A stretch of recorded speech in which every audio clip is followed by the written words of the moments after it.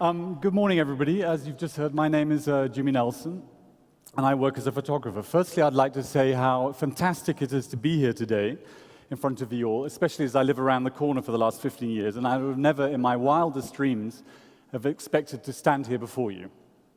I'm going to take you on a journey, so sit back for the next 12 minutes and enjoy. Where are we? Where am I, more to the point? I'm in far northern Mongolia, on the border of Russia, in the middle of winter. And I'm cold. I'm struggling. I'm lost, I'm lonely, I'm isolated, I'm disorientated, and to be honest, I've essentially lost track of what I was trying to do. My intention was to photograph the Satan. And the Satan are reindeer herders in northern Mongolia. And they're one of the last group of indigenous cultures that live there. But for one reason or another, my intention and the way I wanted to photograph them is just not succeeding. I cannot connect. It's impossible. So invariably, every night, we ended up in a teepee, everybody sleeping and eating around one another. And they often offered me vodka. And I'm a little bit of a prude, as I'm not too good with alcohol. But that night, I said, bring it on. So I started. And before I knew it, I was wildly drunk, but it was heaven. I was warm. And I fell into a deep alcoholic coma. Middle of the night, full bladder. I'm sure most of us have experienced it before. I need the loo, but I could hear this raging blizzard going on outside. Like all these 30 sleeping Satan around me, and I didn't want to wake them. So I thought, I'm smart. I'm drunk, but I'll be okay. So I'm going to roll discreetly to the side of the tent. I'm going to lift it up and have a little bit of a pee outside. I'm not going to wake anybody. So off I went on my alcoholic journey. Got to the side, lift the tent, took my gloves off, started to undo my flies. Halfway through, I realized I have 8 different layers to go through. Layer 5, layer 6, layer 7, boom. I peed. It was far too late. My fingers were frozen. I lost it. I peed all over myself and all over the tent. But it's okay. It's all right. They're all still asleep. Nobody's woken up, so nobody's going to know. And it's going to freeze within seconds anyway. So off I started rolling to the side of the tent, and I fell back into my alcoholic stupor. 2 minutes later, there's absolute pandemonium, and the tent collapses. And there's a stampede of reindeer all over the tent, about 40 of them.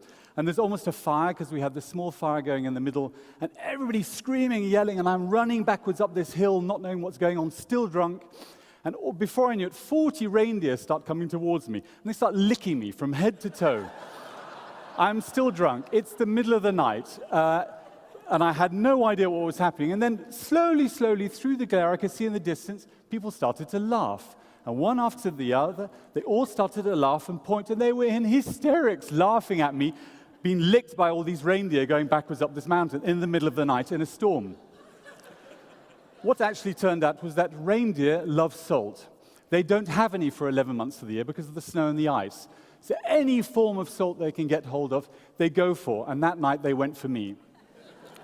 But the most beautiful thing that happened, and the most unexpected thing was that I made friends in a way. I made a connection through laughter by making a complete and utter fool of myself unintentionally.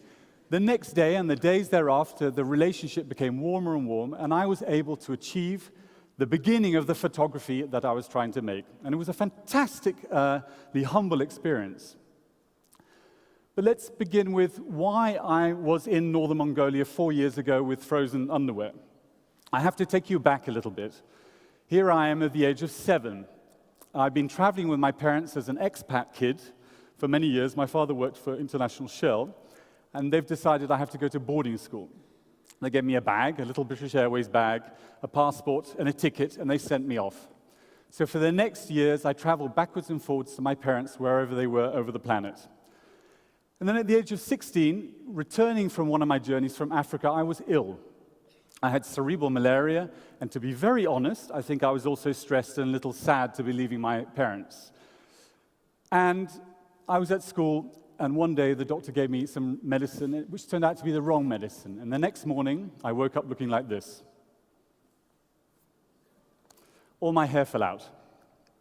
It's a term called alopecia totalis. And I was confronted, this is a few years after 16, but the difference is quite profound. I didn't change. I was the same person. But how people started treating me changed, and that was a radical experience to realize that how you look can influence everything. So after a couple of years, I finished school, I'd had enough, I said, I'm taking myself away. I'm going to go to the one place on the planet where other people are bald. Shaved heads, to be honest. And that was Tibet. And I decided, well, unintentionally, I walked from one length to the other, and on that journey, I started making pictures. But the real journey was I was actually trying to find myself. And many, many, many years later, working as a photographer, to be honest, the real journey only started to begin 4 years ago. That's in a way when I truly found myself. I took myself off on a project. I decided I wanted to photograph 35 of the world's last cultures as art, as icons. And on that journey, something happened, something very profound. It went far beyond photography. I started to learn lessons, and 3 of those lessons I'd like to share with you today. The first lesson, I was in the Rift Valley, and far, far northern Kenya, just near the edge of Lake Turkana. And I'd like to show you a picture and ask you a question. What do you see here? I see 3 fantastic, beautiful, elegant, tall people standing proudly in a landscape overlooking a valley. Often people say, they're women. And I say, well, look closer. They're men. They're not only men, they're warriors. They're Samburu warriors. And next to that, they can kill lions with their bare hands. When lions attack their camels, they go at them and they kill them. So here you are, with these fantastically beautiful, tall, elegant, effeminate. They spend half the day running around looking in mirrors, playing with their beads and their hair and their skirts. But on Sundays, they go out and kill lions with their bare hands. So what am I trying to say? Look closer. Look closer. We in the developed world are very comfortable with our prejudices and with our judgments. Look closer, because you never know what's around the corner. Often things can be very different than they seem to be. The second lesson was one of choice. I'm now in Chukotka. I didn't know where it was either. It's in far, far northeastern Russia and Siberia. It's at the very end of the planet. And I'm looking for the Chukchi. The Chukchi are the last Russian Eskimos. So we arrived, we rented a tank, we got a guide, a Chukchi guide, and we said, when do we find them? When do we find them? He said, I don't know. It'll take a while, if we find them at all. I'll sit on the roof, it's minus 50 degrees centigrade, and we're going to follow the reindeer droppings. Fine by me. Off we go. Weeks and weeks later, literally, often with the cold coming in, minus 50 degrees outside, it was invariably minus 40 inside, we eventually found them. It was the most extraordinary experience. I've never experienced anything like that in my life, to be at the end of the world and eventually find the world's last people. There they were, the Yarangas, these fantastic tents in the distance, made out of reindeer skins. And we got out of the tank, and these people enveloped us. They brought us in, and within seconds, we were part of their community. No names, no where, no what, no why. You're one of us, and we're going to look after you, because it's cold, and you will die if you don't listen to us. After a week, we started a conversation. I turned to them, and I said, why are you living here? How did it come to be that you're living here at the end of the world? And they said, we chose. We chose to be here. And I said, but how can you choose to be here? And he said, well, not so long ago, we were taken to a city and given an apartment block. And there we sat, and there we drank, and there we watched television. And we became very, very sad. We started not seeing our children, not seeing our old people, and we decided we were going to change. We were going to go back to where we came from, because there we were happy. There we could feel how we were, and here we couldn't. So what am I trying to say? Even at the edge of the world, if you dare feel yourself, if you dare feel the environment you live in, if you dare feel one another, you know what will make you happy, and you have a choice, like these people did. And the last lesson I'd like to share with you is in northwestern Mongolia in the Altai Mountains, with these Hollywood heroes of mine, the Kazakh warriors, with these fantastic eagles with 5-meter wingspans, traveling across these mountains. And for years, I've dreamed of making pictures of these people. So off we went on another one of my little Jimmy exhibitions, started climbing in the mountain, and there we're standing with this cinematographic vista behind me with these 3 proud warriors. I'm getting excited. It's early in the morning. I stupidly, again, I still haven't learned my lesson, take off my gloves and I go for my old camera. My fingers freeze to it. In panic, I rip them off and I rip these fingers. I'm in pain. I'm in so much pain, I started to cry. I started to cry because I was emotionally upset, I was physically absolutely exhausted, and I couldn't feel my fingers anymore. And there before me was this image I'd spent my whole life wanting to make, and I couldn't make that picture. So I was stressed in the most extreme way. And I turned around, and behind me were two women who had followed us up the mountain. And one of them beckoned me over, and I sort of stumbled over like a spoiled child, screaming, "Oh, my fingers, my fingers." And she opened her jacket and she grabbed me and she hugged me. And the other woman came from behind and they rocked me like a baby. And they rocked me to and fro and sang me a song.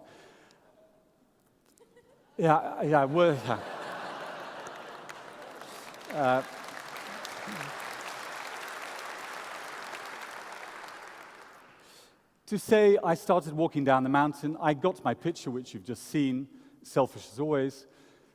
And it was only then when I realized that these people, this is an Islamic culture. Traditional Islamic culture. These people broke down all their values, all their culture, to help me.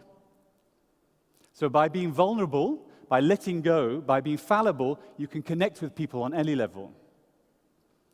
So what am I trying to say? I've given you 3 lessons of experiences I've had whilst making these photographs. First, the lesson is of judgment. Be careful when you look and judge somebody, because it's often different. The second is choice. We all have a choice, no matter what it is. And thirdly, I genuinely believe by being truly vulnerable, by truly feeling who you are and letting go, wherever you are on the planet, and people often ask me, how on earth do you communicate with these people? But that's by truly becoming naked in a metaphorical way. Don't get me wrong. You can communicate and get what you've done. So what am I trying to say? With these lessons, we have to wake up, yeah?